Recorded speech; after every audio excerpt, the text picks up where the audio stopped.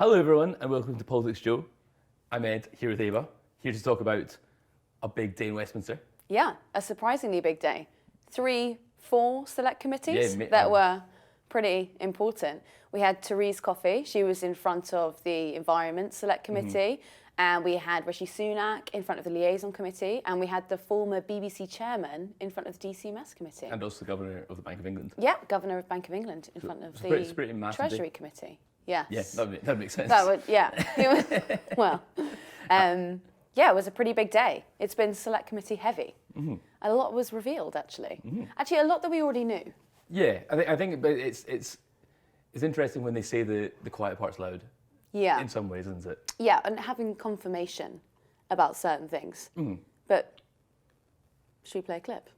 Yeah, let's get into it. And just finally, could you just explain to me why the term institutionally racist, sexist and homophobic is deemed to be politically charged by the Home Secretary, but the use of the term invasion is not?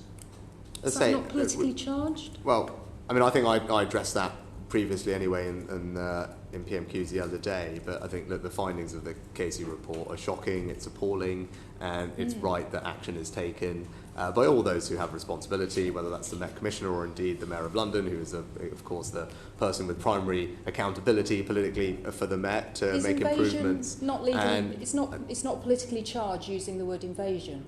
As I said, with regard to the Kesia report, it's important that changes are made. No, I'm asking you about invasion, use of the word invasion to describe the small boats problem. I think, look, it's very clear that the scale of the problem is significant and growing. I mean, when you've had a quadrupling or quintupling of the number of illegal arrivals in the space of just 2 years, it's important to actually recognise the pace of what's happening, and that's a very large number, and it's growing very quickly. But my specific question is it politically charged to use the word invasion in relation to the small boats problem? What I would say is the situation is one that is significant and it's growing, and it's important that we take action to stop it. Okay, well, it seems to me that it is politically charged to use the word invasion. I mean, we know that use of that type of word inflames people and gets the far right particularly inflamed.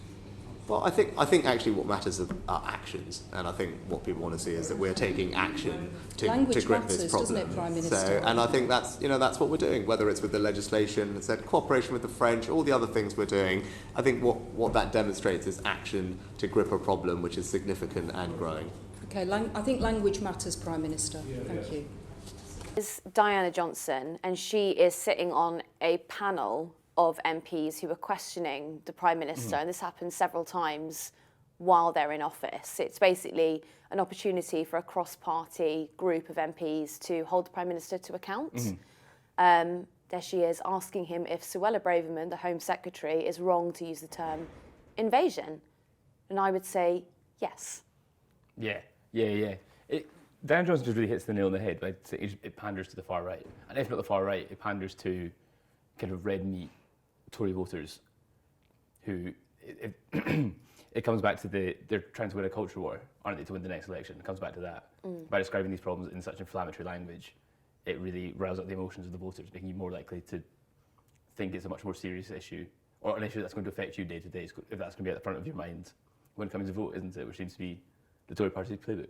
Yeah, I mean, over the last 13 years of the Tories' premiership, we've had wage stagnation, we've had a financial crash, we've had Brexit, we've had a war in Ukraine. The only thing that they've got at the moment, the only war they can win, I suppose, is the culture war. And we're seeing that time and time again. It's just, you're making sure that the electorate fight each other rather than realise all of the circumstances and that the entire situation they're in is you can blame on the government that's in power. It's also, he talks about the rise in illegal immigration.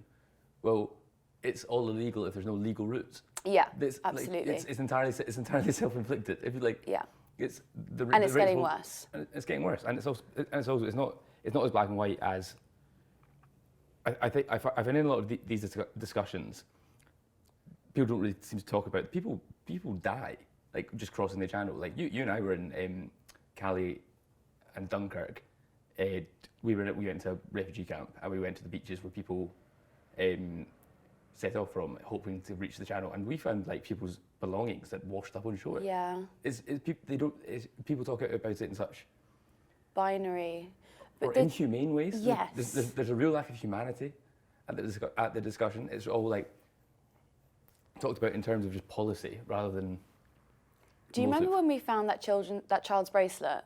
That was child's backpack. particularly harrowing. We found a child. Remember, we found Yeah, there was a the child's backpack as backpack. well. And it was soaking wet. And it was clear that people had set off from the beach that morning and then it had fallen off of the boat. And it was such a horrible time because it was about a week after 40 people had died in the channel. They drowned, and it was freezing cold and it was raining and it was just horrid. And you can just imagine that morning, 5 o'clock in the morning, when they set off and went down to the beach. It's just horrid. When we're talking, I don't even know what to say. It's just so, it's really disgusting.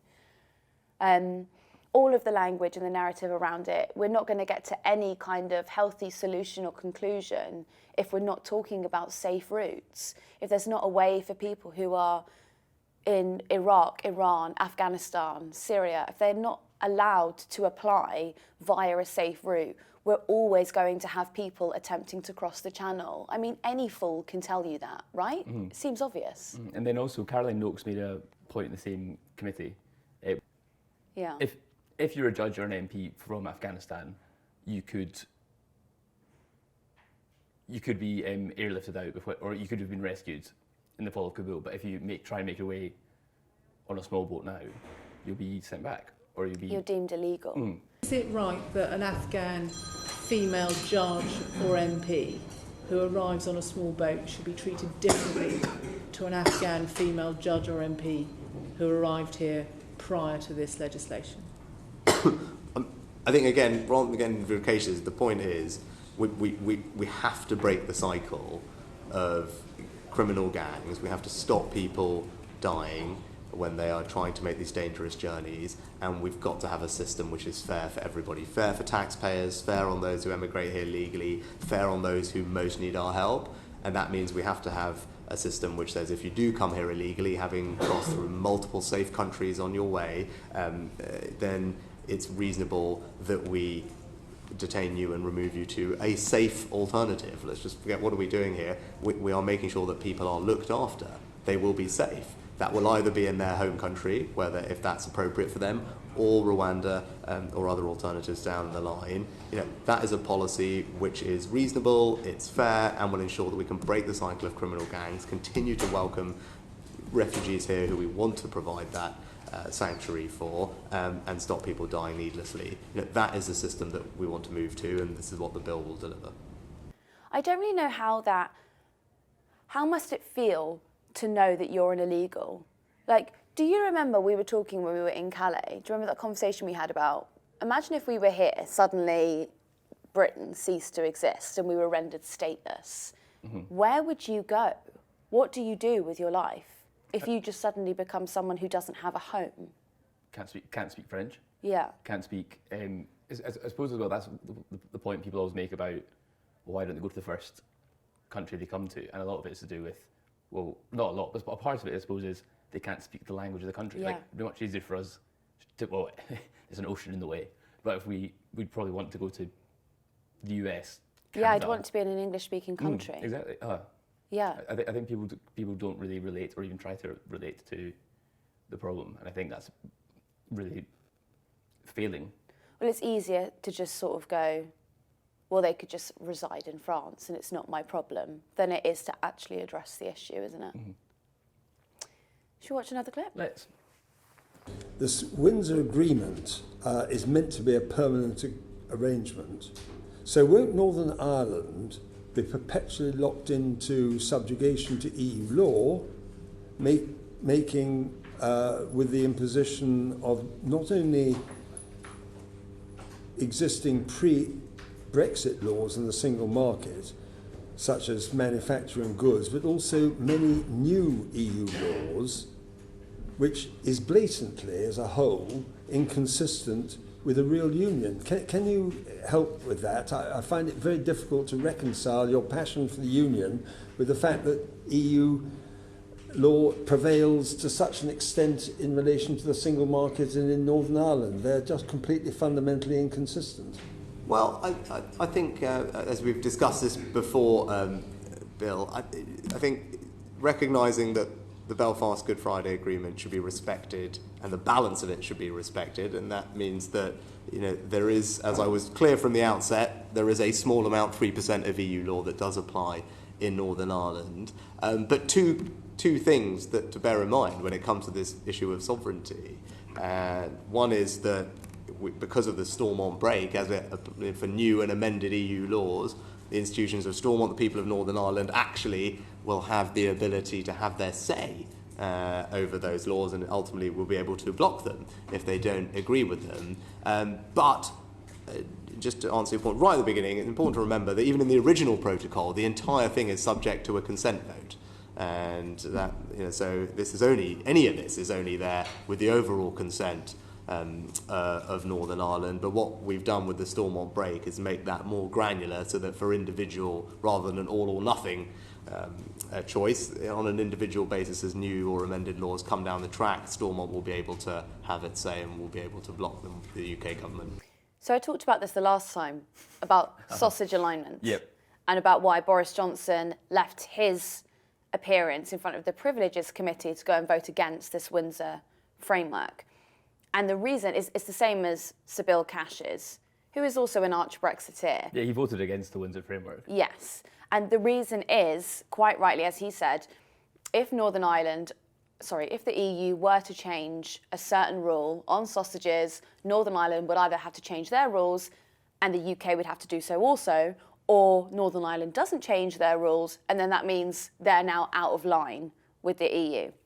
And we've invalidated the Good Friday Agreement. We've invalidated the Windsor framework. It's a fair point.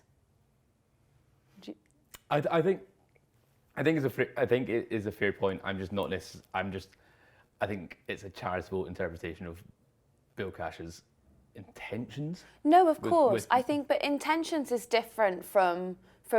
Okay, I get that. Worst person you know makes a good point. Yes, because realistically, it does tie us to EU law, or it basically throws the Northern Ireland out on a limb forevermore. So this Stormont break that they're talking about, we'll only actually know if that works, if it ever has to be triggered. Mm-hmm. I mean, in a year's time, if we're having an argument over light bulbs and Northern Ireland is not allowed to trigger this Stormont break, is that the point you want to figure out that this is inconsistent with the Good Friday Agreement? Or should you just actually go through the legislation now and talk about it? I mean, think about it. The EU were really happy with this piece of legislation. They were really happy with the framework. They've never been happy with anything that the Tory government have put down before. It's because Rishi has given them what they're asking for, rather than. Also, before anyone calls me an arch Brexiteer, I'm not. I'm just pointing out that this is not a good deal. No, this is not a good deal for Northern Ireland. You don't think it's a good deal? No, I don't. I think it puts them in a really uncomfortable position where they always have to be aligned with the EU. And I think that could be really bad for trade. If one thing gets set, so if sausages change, if the sausages aren't aligned, it means their entire trading ability with the EU falls into question. So if you're an importer or an exporter, that means that your business is always on the line. And you can't live like that. But I suppose the trade-off for that is peace. I think that's like what Rishi Sunak gets to the heart of in his response to Bill Cash. It says Northern Ireland is a special case, and I think if you're operating a business from Northern Ireland and within these frameworks, you're not taking that endeavour lightly. I think if this is what it takes, if the gain of access to the European market from a trade standpoint for those businesses, and also for the communities in Northern Ireland that are like Republican communities or Irish communities, I think that the gains for them and for Northern Ireland as a whole, and also the special framework, I think that's something to gamble on. I think they already had those gains. They had those gains before. It was really only the DUP who didn't like the arrangement that they had before. It just means it means a continuation of trade being disrupted, but instead of that trade disruption being between the mainland and the island of Ireland. It's now between the island of Ireland and the EU. Mm-hmm. So it's just you're in the same situation as you were before. I suppose trade between Northern Ireland and Britain, like internally as well. Yeah. But that was the original issue. That was the original clincher. Well, let's put on Pete Wish. It's not Pete Wishart. Let's put on Angus. Excellent. When it comes to Northern Ireland, you're a fan of the single market now. When did you take the road to Damascus on that very issue? No, I think what I was referring to, and actually I'd say, I'm sad that we're having this conversation again, because I think what I was very clearly referring to is the unique status of Northern Ireland in the United Kingdom, because it's the only part of the United Kingdom that shares a land border with a member of the EU, and also is a part of our country that has had a history of troubles, and the balance of the Belfast Good Friday Agreement is incredibly important to ensuring stability and peace in Northern Ireland, and it was decided by everybody that we shouldn't have a hard border on the island of Ireland, and that's why Northern Ireland has a special and unique status inside the United Kingdom that I think everyone acknowledges, and actually trying to make political points about that I don't think is appropriate, and I think it's very clear that Northern Ireland is different in that regard, and it's right that we respect the Belfast Good Friday Agreement and the balance that is required to make sure that the agreement works properly. Well, before your 180-degree turn on the single market, it is important, because you know, and you will have certainly known as Chancellor, that it's a 4% or 5% damage to GDP is this choice for the UK to leave the single market and the customs union. It is affecting people on the day-to-day. It's affecting their costs of living.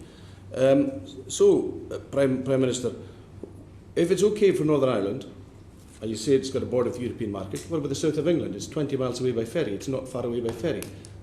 Companies come to me in trade and they tell me that it would be far better for them to be in the European market, single market, than the situation they currently have. It's paperwork central. That is not Pete Wishart. Famously not Pete Wishart, despite our misnomer. Minor discretion. We don't think all Scottish SNP MPs look the same. Well, you do. I do.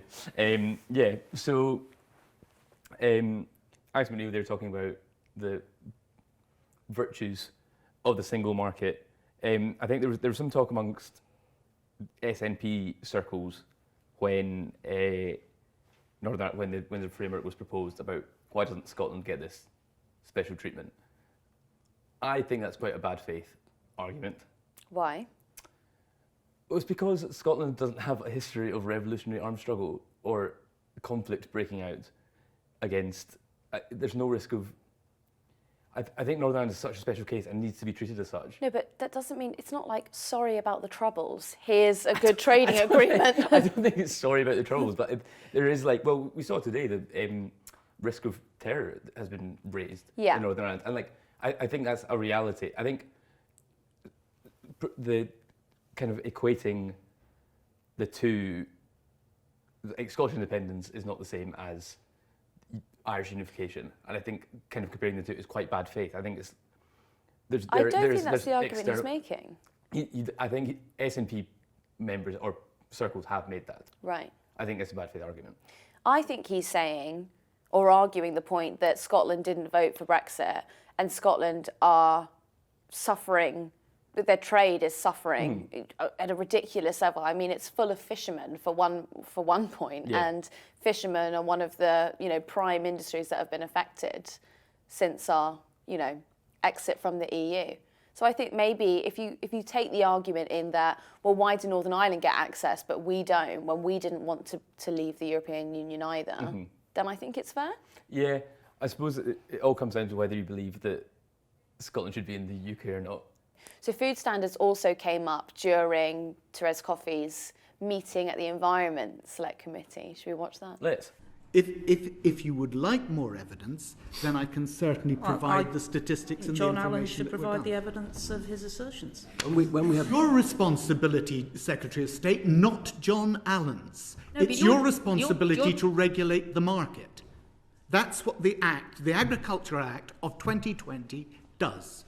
It says that it's your responsibility. It's not my job, under the Act, to set prices. What I've already said Nobody to you said that. and It's the about committee, profits. Barry, not Barry, let I've the said to Secretary you of State and the answer. committee, we have instigated supply chain reviews. The dairy one, I think, is quite close to conclusion. The pig one is underway, and we're looking at some further sectors. So that's what we are doing. What I'm surprised at, Mr. Gardner, is that you are taking what John Allen, the chairman of a FTSE 100 PLC, says about other companies without any evidence and makes that assertion, and then expects me to investigate his assertion made on the basis of I have no idea. I didn't ask you. Last time when you appeared before the committee, I gave you the statistics from the independent investigations that had already been conducted. And that was the evidence that I gave to you. It was subsequently confirmed by John Allen on the Laura Kuenssberg programme. So please don't make this an issue about John Allen. The statistics are there if you care to look at them. I think that is the clip of the day. Yeah, I think so as well. I think that a lot of people won't necessarily have seen that, unless you've seen it on the PoliticsJOE YouTube channel, of course. But I think that was really important scrutiny from Barry Gardner. Yeah, incredible. I think that was her Dominic Raab moment. Do you remember when Raab admitted when he was Northern Ireland Secretary, he hadn't read the Good Friday Agreement? That was, I feel like that was her moment. That's day one. Yeah. You sit down. But how can you be the Secretary of State for DEFRA and not have read Farming Daily, for one, which was another point she actually admitted during the day. She doesn't read Farming Daily. She goes, oh, it's not my job to do that. No, yes, it is. What does she think her job is? Yeah, I don't... Yeah. If not to engage with... with the farming community. The chairman of Tesco's provided ample evidence. Whoa. I'm not sort of... And everything she was saying during that, just basically saying, well, what does he know? He's the chairman of Tesco. Trying to imply that he's trying to do like some corporate espionage. Yeah. About to undercut Sainsbury's or something like that. Like Michael Gove's "We're tired of experts" comment. We're all tired of supermarket owners. You can imagine there might be some disagreement with the owner of Iceland. Do you know how he's always out and about and he's always talking about how he can't physically afford to put prices or keep them affordable because of Brexit? You can imagine they would have a problem with that line. Yeah, definitely. Did you see that the Tory government are really upset that Google's new AI is too left-wing? No. So, like, similar to ChatGPT, it was asked, what do you think that Britain is not doing so well economically because of Brexit? And it said yes. It read the opinions of thousands of articles. Yeah, by... it's like, who are they? Is he reading? Where are they getting this from? Momentum have launched Google. Yeah. Not Momentum, led by donkeys. Yeah. Have hijacked. Software developers are plugged into Jolly and Morm's brain. On that bombshell about the corporate engagement espionage of led by donkeys, shall we leave it there? Yeah. Excellent. Thank you everyone for watching, and we'll see you soon.